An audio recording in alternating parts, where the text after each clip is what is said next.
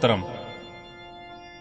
देवता कार्यसिद्ध्यर्थम् सभास्तम्भसमुद्भवम् श्रीनृसिंहम् महावीरम् नमामि रणमुक्तये।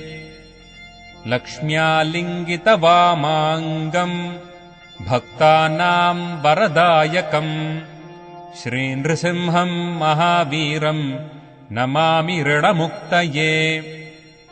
आन्त्रमालाधरम् शङ्खचक्राब्जायुधधारिणम् श्रीनृसिंहम् महावीरम् नमामि ऋणमुक्तये। स्मरणात् सर्वपापघ्नम् कद्रूजविषनाशनम् श्रीनृसिंहम् महावीरम् नमामि रणमुक्तये। सिंहनादेन महता दिग्दन्ति भयनाशनम् श्रीनृसिंहम् महावीरम् नमामि ऋणमुक्तये।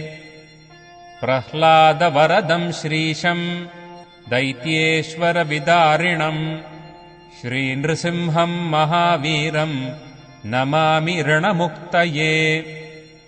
क्रूरग्रहैः पीडितानाम् भक्तानाम् अभयप्रदम् श्रीनृसिंहम् महावीरम् नमामि ऋणमुक्तये।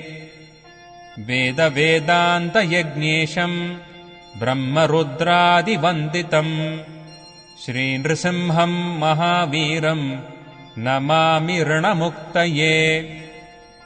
य इदम् पठते नित्यम् ऋणमोचनसंज्ञितम् अनृणी जायते सद्यो धनम् शीघ्रमवाप्नुयात्।